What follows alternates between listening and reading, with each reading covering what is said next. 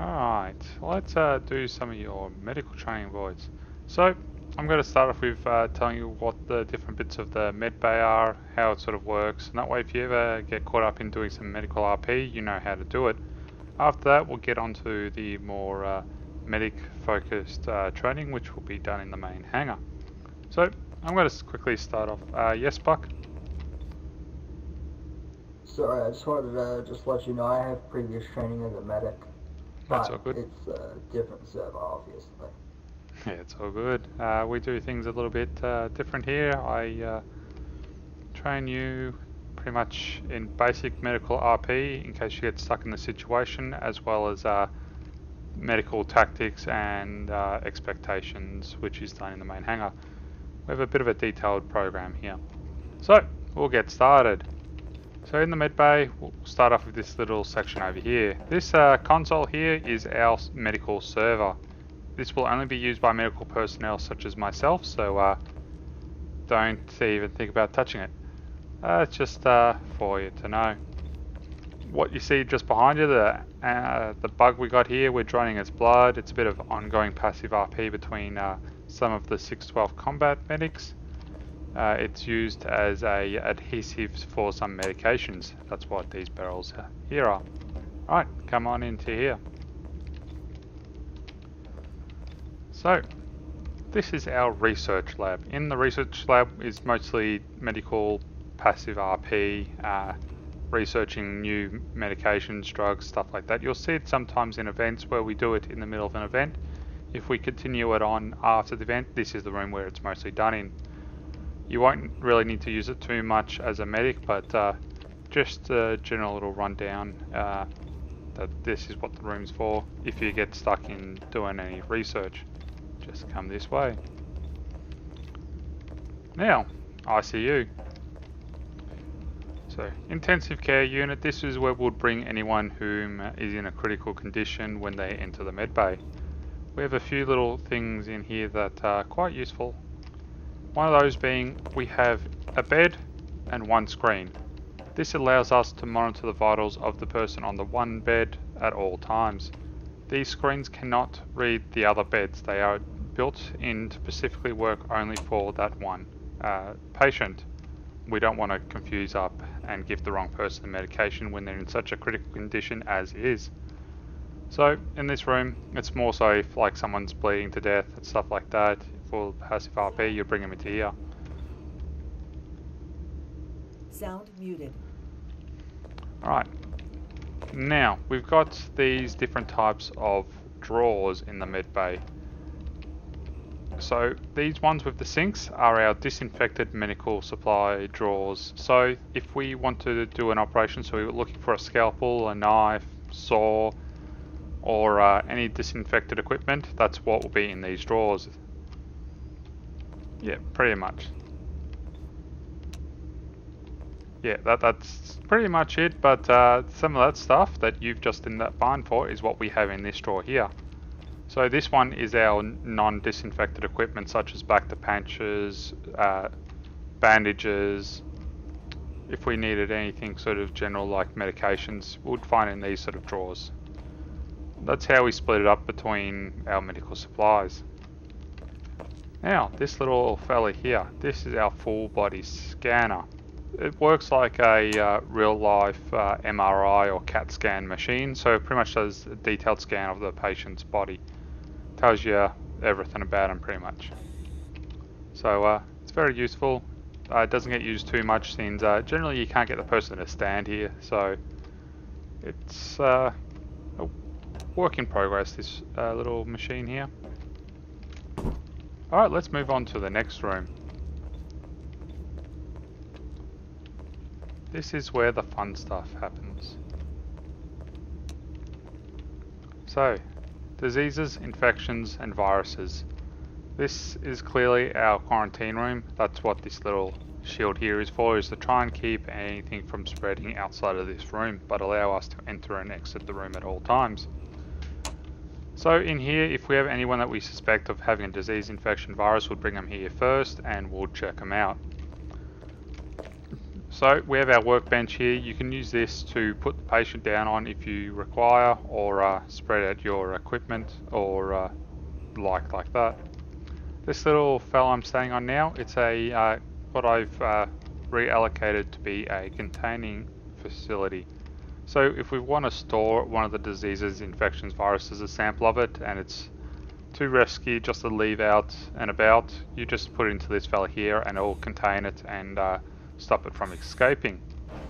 However, if something is a bit too risky, we need to destroy it. We use the little furnace that I've got in the back corner, and I've got myself stuck. So we've got a little furnace in the corner here where we can destroy stuff if required. Alright, these benches just has all general equipment in it, and then we have a small little research bit at the end here so we can just see if it's risky, too risky to let it leave this room. If it's fine, then we'll take it out to the research lab and we'll check it out there. Yet again, we've got another full body scanner here, so this one will be a bit more useful because it'll help you detect what viruses, diseases and all that stuff that the person actually has. Alright, and these large terminals here, you can look up any medical records you need to, any medical logs, anything like that on these screens. You cannot update them though. They don't have a keyboard, so you can only read them. Next room. This one is a very simple room. Extremely simple because all it is our standard back to tank room. So if someone comes in, they're feeling a little bit unwell, got a minor injury, stuff like that, would put them into this back to tank first. If we just need to give them a bit of a heal, it's simple enough. All you do is you go up to the little controls there, hit the button once,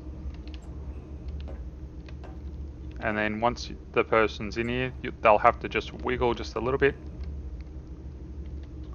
give it a little bit of time, and then just push the button again and it releases them. These tanks do heal personnel if they're in there. It's about 2 HP per second, so you leave someone in there for actually I think it's a bit more than that. You leave someone in there for about 30 seconds and they'll be pretty much completely healed up. I've got another little full body scanner here, but this one's not currently operational since it doesn't have the screen. These beds, it's pretty much just for a bit of passive RP. You just have the person sit down and they can do /me takes off clothes, /me puts on clothes, that kind of thing. Now let's move along. Now this is our operation theatre. Come on in. Our operation theatre generally has an attending surgeon, which would be myself, or generally Battalion Commander Baron. But if we're not available, whoever is the attending surgeon will pretty much stand on this side of the bed and do the operation. Their assistant will be on this side of the bed. It allows them to then go get the equipment from the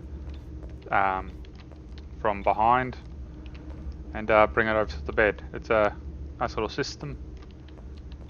In the corner, we've got ourselves a bin, so if you have to amputate someone's leg or clean up blood off the floor, you've got a bin right here to throw everything away. Back to tanks, same thing in this room. They all work the same, but this one's more so designed for help heal the patient and keep them stable. So each three of these back tanks has a slightly different purpose. They realistically they work the same, but just for the RP they are different.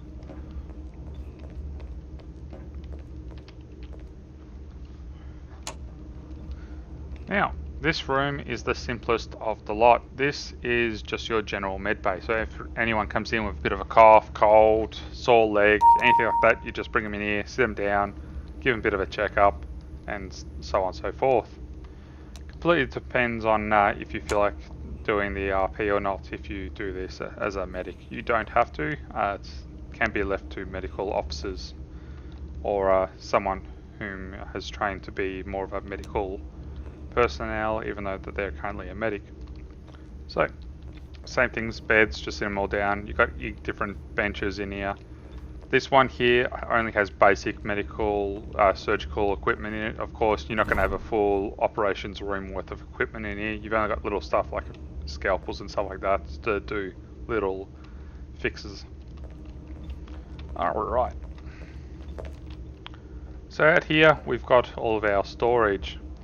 These boxes I'm currently on are for medical personnel more so, and for resupplying the drawers and boxes and everything in the med bay. The ones on the wall just here with the signs above saying medic supplies take as needed, these are for medics, so you guys can come in here, quickly go up to the drawers, go /me, resupplies, and then get out of here and back on the battlefield. So there's a little bit of RP that is set up in here specifically for you guys. Now, the bench just here. This is the one bench that has a different purpose to all the others. This is our pharmacy, so this only has medications in it.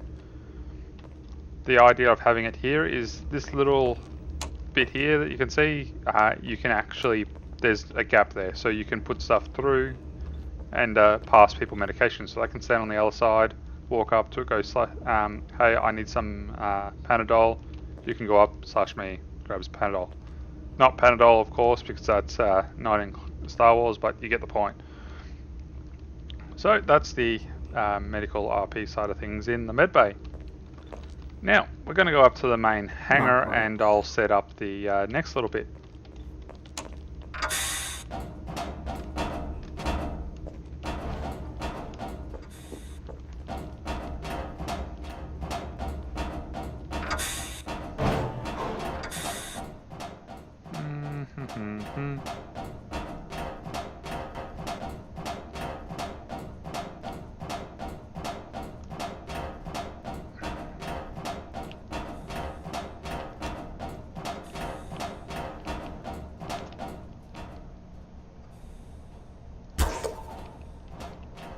Just give it a moment.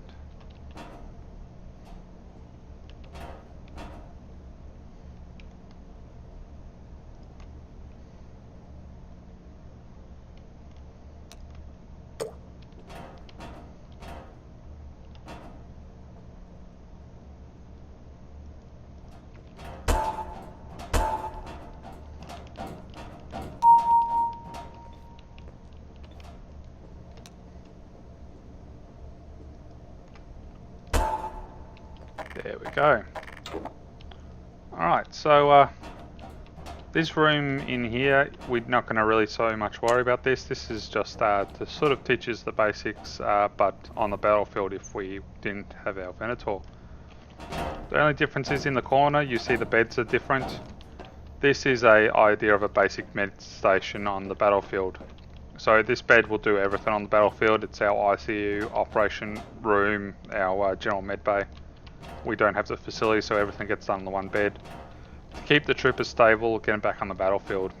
Alright, just hold here for a sec. So, where's my tube?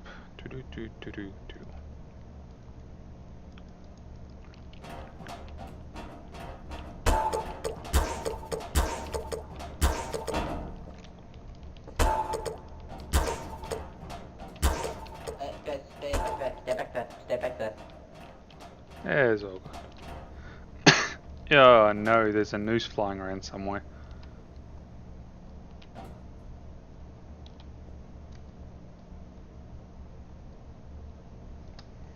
One second guys, one of the boys has mixed up a TV, I think.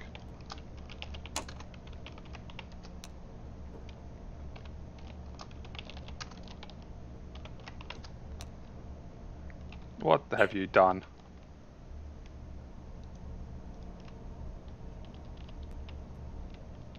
Cheers. Is that good enough? Yeah, that's good enough. Okay, moving on to save codes. Tell me what blue is. It represents the guardians of the Jedi. They focus on combat. Oh, I know it. Oh, right, I'm back. Yeah. What can you get?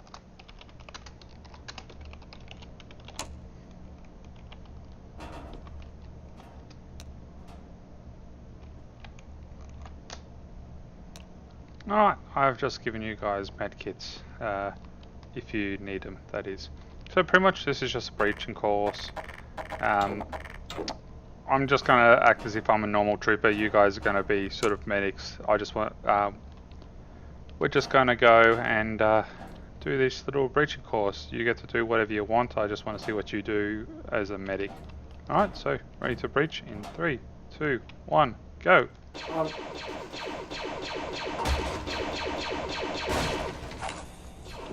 Clear right, clear right.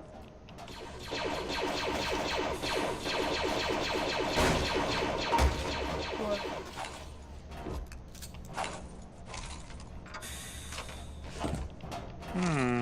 Anyone Does have? anyone need Anyone medical need any assistance? medical attention? Well, that's Oh, not to answer your ideal. Question. Come up here. I didn't even hear what. Wait, hold on. I didn't hear what the objective was, so. Alright, you guys were going to be medics. I wanted to see how you breached the course if I was the normal trooper. Okay.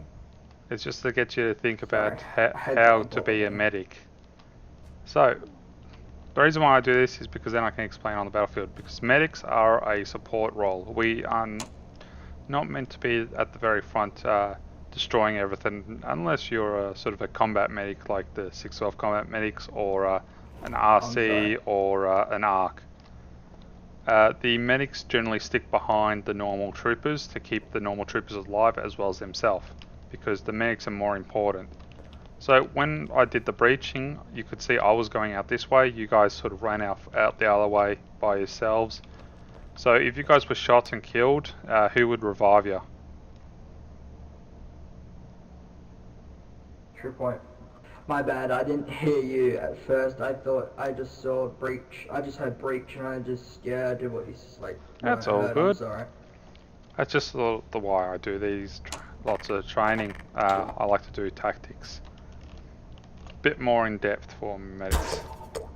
The other reason being, let's put that there. Alright, the other thing I teach is what I call beside behind rule with medics. It's pretty much means, well, actually I'll be facing this way. Pretty much means standing next to a normal trooper or somewhere behind them. It could be anywhere, it could be here, could be over here. It just pretty much means don't go in front of them, don't stand up here. The reason for that is if you're a medic and you're standing up here, they could shoot you in the back and the enemies in front of you could shoot you as well, so your chance of survival is very low. Yeah. Whereas if you're the medic and you're somewhere beside or behind the normal trooper, you can use them as cover. So if you're severely injured, you can easily get behind them, use them to block all the shots while healing yourself as well as them.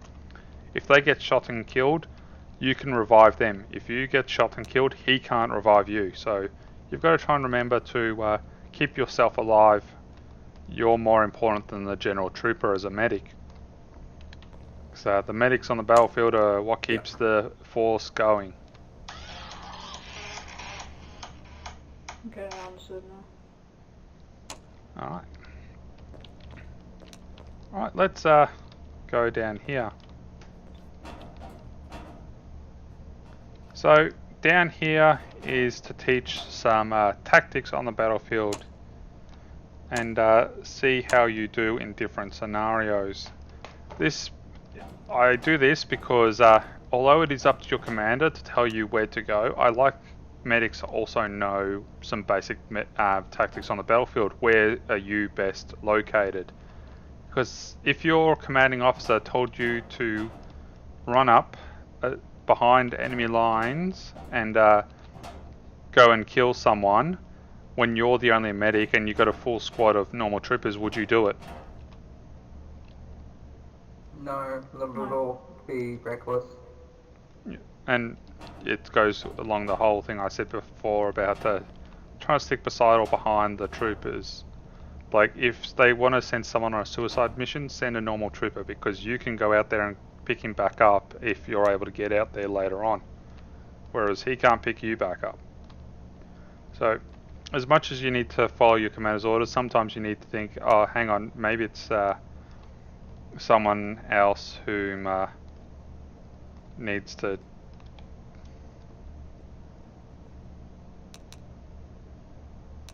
Especially a normal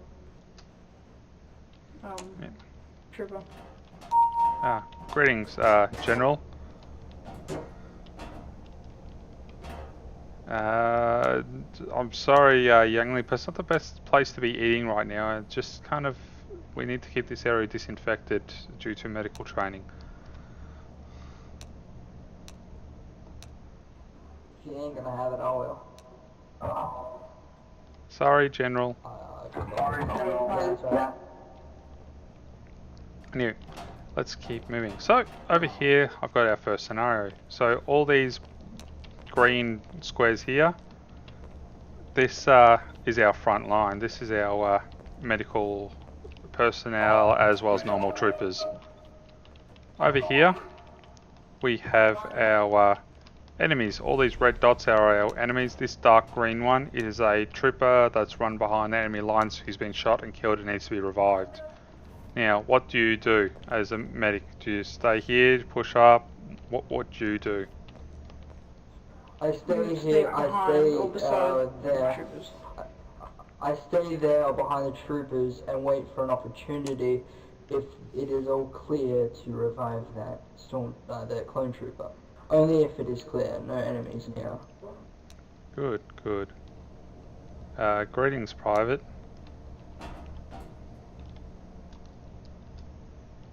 Greetings, Chief Sergeant. Business. Don't let me interrupt you. I was just hoping to listen. Oh, that's okay. So, If you yeah, want to spectate, you can go up top. pretty much you would stick with the main force here. You would push up with them, and if you are able to get to this person before he respawns, then do so. That's the only way you can really do it as a medic. Now, there is one exception to it, and that's when things start getting very tricky and start getting to the more advanced styles of being a medic. What if this is a VIP?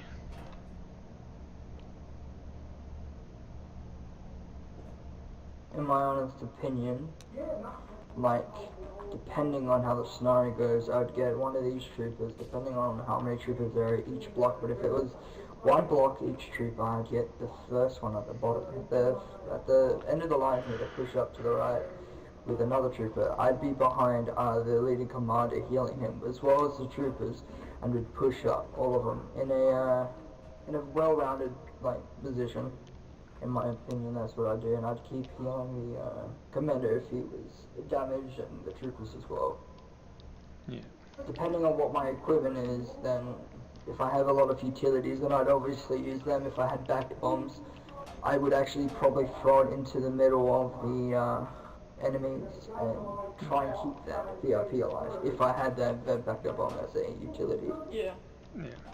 But pretty much it's a case of, if this was a VIP, his life is more important than ours. We're born and bred to fight and die. Yeah. So it's kind of a case of, instead of being so cautious and sticking with the main force, you'd pretty much try and get everyone to push up and start taking out these droids. Just sort of rush up there. If they go down, don't worry about reviving these people. Like, you don't want to worry about reviving the normal troopers, you want to worry about keeping yourself alive, so in that way you can get to the VIP and pick him back up and get him behind friendly lines. So if 20 clones die to rescue the VIP, that's acceptable, because the VIP is more important. Now, let's move along. This one's a simple sort of one. We're getting flanked pretty much. Each of these blocks are a squad. So there's quite a fair few squads of enemies. Then we've got 3 different squads here. We've got green squad in the middle, blue squad, and aqua squad on the outsides. You're the only medic for the 3 squads, and each squad has between 4 to 8 troopers in it. So you're the only medic trying to look after at least 12 people. Which squad do you think it's best for you to stick to? You can move to the others just for the most part, pretty much. Well, it depends, honestly. I mean, I'd love to keep all my troopers alive, but if we have a VIP to protect or get to, I'd probably go and try and heal the strongest troopers, the more like reliable ones that have the more like the best utilities, in my opinion. I'd heal them both at the same time if I can, but I think I'd put my focus to, depending on which one has the higher commanding officers, I'd probably focus towards the Aqua team if that's the one with the higher ranking So officers. Aqua's here. Focus on them. So you mean Because the they- side one or the green one in the middle? Well, which one has the higher commanding officers? Is this blue one It's right all here? the same. It's pretty much just like all the same sort of troopers and everything in all the squads. There's no differentiation pretty I would much. stick to the middle one. Stick to the middle one because they're probably the one that's most threatened by the enemy. Alright, well, Wait. Two squads here and these two squads. Not necessarily, actually. Because the blue one on the right here actually has more enemies to cover than these two squads here. These two squads can take care of this squad and this squad, but this blue one right here only has to take care of two at once. So, depending on the scenario, I'd have to go with this blue block. alright. On the situation. Correct answer would be the green. Alright. So, in the scenario where you got too many troopers to look after and you're the only medic, you're going to go to the position which keeps you alive. It doesn't matter what the other troopers are, it's about where keeps you alive as the only medic. Which the best place for that would be behind the green. Reason being, you've then got blue and aqua on each of your sides. You can use them as meat shields. You've got green in front of you, so using them as meat shields. So if you're sticking to the central point, you'd be the most protected as a single medic on the battlefield. Because keeping yourself alive is more important than keeping anyone else alive. In that situation as well, you'd be wanting to use your defibs more so than your med pack. Reason being, if you try and heal someone up from 1 HP to 100, or especially on here with some people who have up to 160 HP, you're going to be standing around for a very long time healing one trooper while about 3 or 4 other people get shot and killed. So your main focus is going to be on defibbing people, which is pretty much with the defibs, crouch down, right click, left click. Simple enough. The only time you'd really want to use your med kit in this situation is if you got shot yourself. Like, use the med kit for yourself and no one else. That's the general sort of thing I'd tell you. If you're overwhelmed, that's what you want to do. No matter how much people keep crying out, heal me, medic, heal me, you need to worry about the people who are laying on the ground that need to be revived, not the person who's yelling and screaming who should be shooting at droids instead. So, let's move along. This one should only take you less than 30 seconds to get. So, whole heap of enemy squads. There was a lot more troopers than just 3. These are individual troopers. You've got 2 medics on the battlefield, you've got 3 squads. Where would you go as a 3rd medic? In the one in the middle. In the middle of this one right here. Alright, what if this squad over here, this squad of 4, if that's your regiment? I'd still go to this one because it has a medic on my squad. We'd swap. Yeah, if you can. Oh, that one. Yeah, otherwise If I you would can, just yes, go we'd here for the swap time being. positions, but if not necessary, yeah, So- exactly, if necessary. This all relies on theory, by the way, but pretty much the idea is to try and teach you as a medics, just because your regiment's somewhere else, like over here, you can sometimes split off of them to heal some other people. You want to try and spread out the healing power amongst everyone, like try and spread out along the back of the main force, and that way you can heal everyone and keep them all alive. So, last scenario. This scenario revolves around breaking into an enemy's base. So this is your enemy base here, a whole heap of enemy squads all around here. You've got this golden block here, which is a VIP. So you're trying to rescue this VIP. Greetings, our captain. And you've also got these squads here this is your main. This is your main force here, these 3 squads, and they each have a medic of their own. You've got a couple of troopers who decide to break off, and they're attempting to push around and get to the VIP, and they've taken 1 medic with them. You're a 5th medic, so you're an extra medic.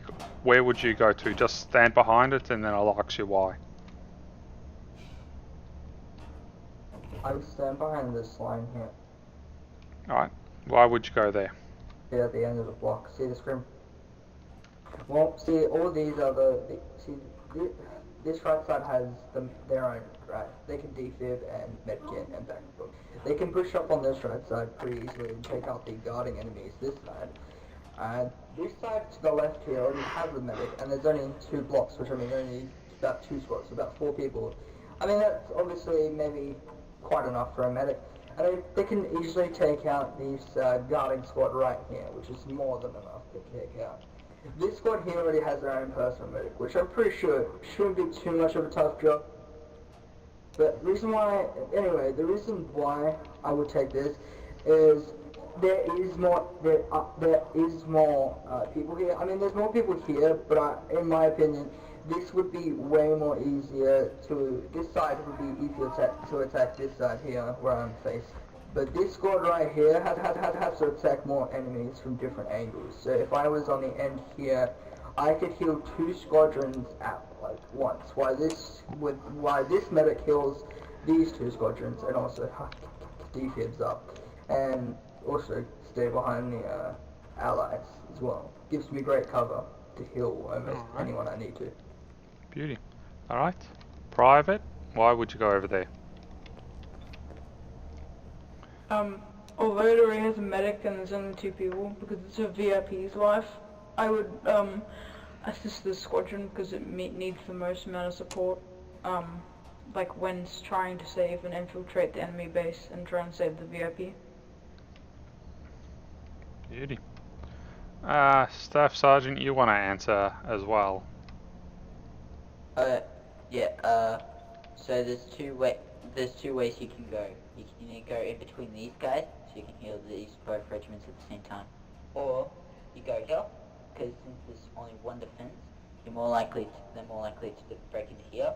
Plus, if this medic dies, there's backup medic there to help, to also revive that medic if it dies, and they can keep pushing through. Pretty much. So yeah, this scenario has 2 correct answers. It's the sort of teacher there's not one right style to be a medic. So it's being over here, which is putting an extra medic between the 2 squads here.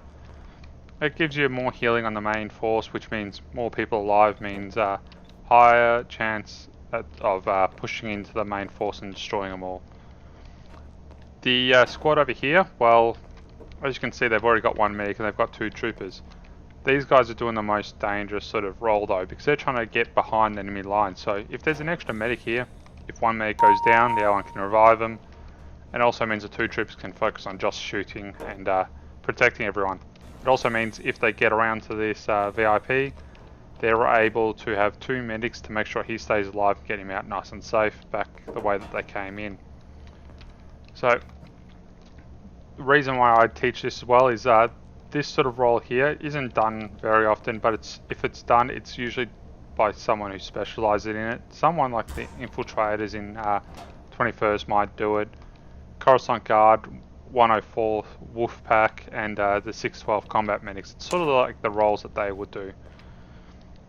But that's also a bit more advanced style of being a medic. So the reason why I teach it is just simply to make you think that there's not one right way to be a medic. There's not one rule, there's not one law to it. You can do many different things and succeed as a medic. Alright, well I'm quite happy, so just give me 1 sec. It's a cancer house for us. KnifePoint.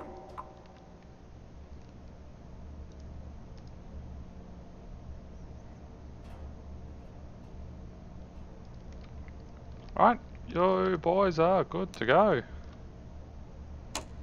At ease. So I